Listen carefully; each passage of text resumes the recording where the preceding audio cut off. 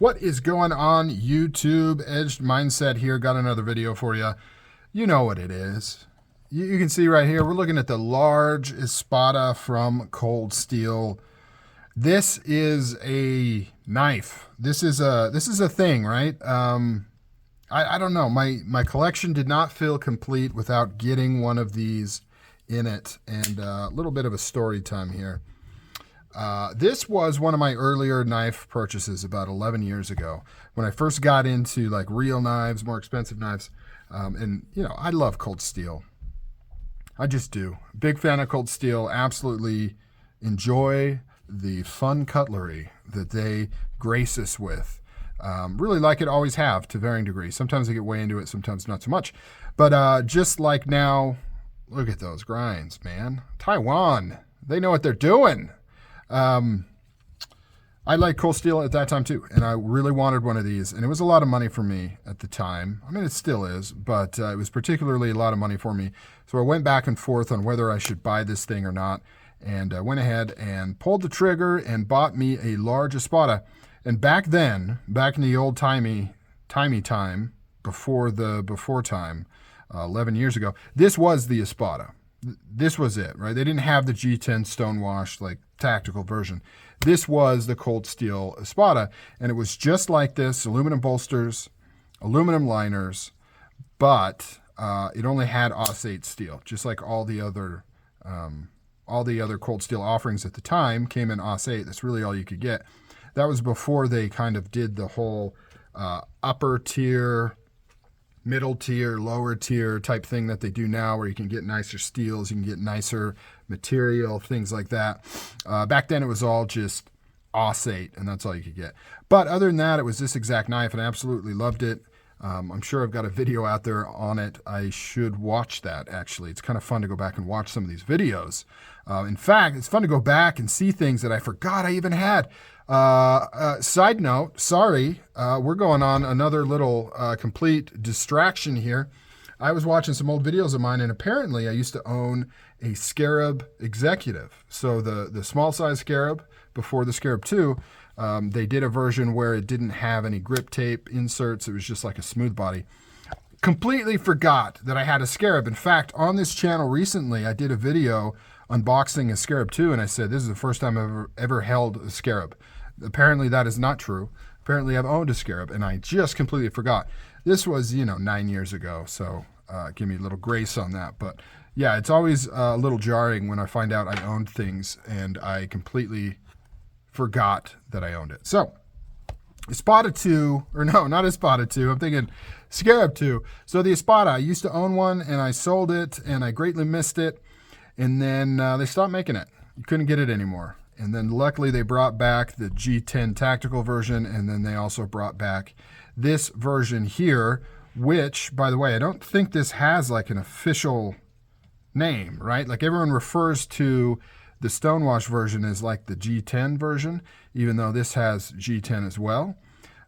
So I am dubbing this the Espada medium dress, right? I wouldn't say full dress. Full dress would have like Damascus and maybe Mokutai or something. This is medium dress. You're going out to a nice dinner. It's not black tie, but it's a nice, you don't want to wear shorts, right? No cargo shorts. You got to wear pants. Buttons are preferred, but not enforced. So that kind of a dinner. You leave a nice tip on that night. And hopefully, if you play your cards right, you get lucky when you get home. So medium dress Espada is what I'm calling it. We can take a look at specs here. I was going to pull out the ruler and measure it, but then I realized it literally says right here on the box in front of you, 5.5-inch blade, big blade, CPM S35VN steel, 9 ounces, which, 9 ounces is a lot. But when you see the size of this and you hold it, your first thought is, wow, that's a lot lighter than I thought it was. You don't think this is a heavy beast because of how big it is.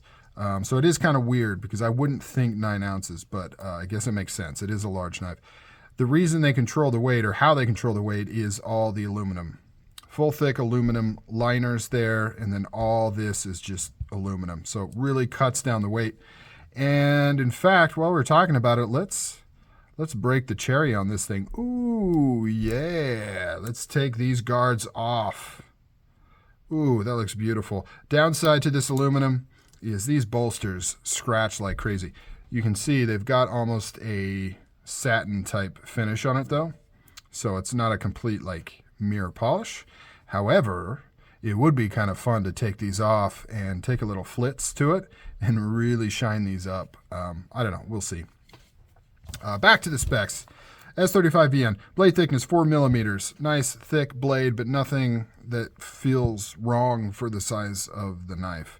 6 3/4 inch handles. Polished G10, which you can see right here. So it's contoured.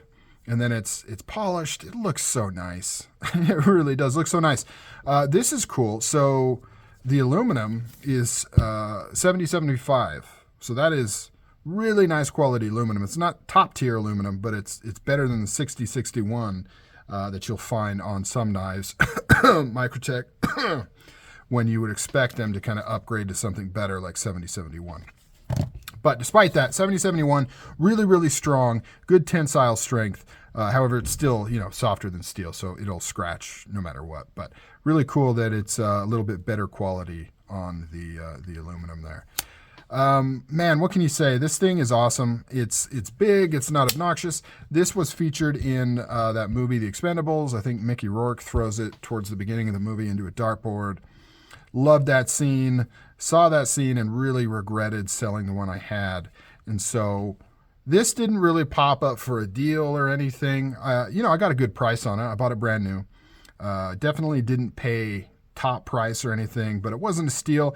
I just thought, man, I missed having it from selling it. It was gone for a long time. It would suck if it goes away again, and I never pick one up. So I'm like, I didn't really want to spend the money on this right now, but the FOMO kicked in and I was like, just do it. Just do it. If it goes away, if they discontinue this again, I'm going to be kicking myself. I'm going to hate it, and I got to look for it on the secondary market, and it's going to suck. So went ahead and just bought it. Super happy. I don't know what my plans are for it. Definitely don't need it. I don't think I'm going to carry it. I've got other giant cold steel knives I can carry. I've got other giant cold steel knives I can do crazy things like cut water bottles with and things like that.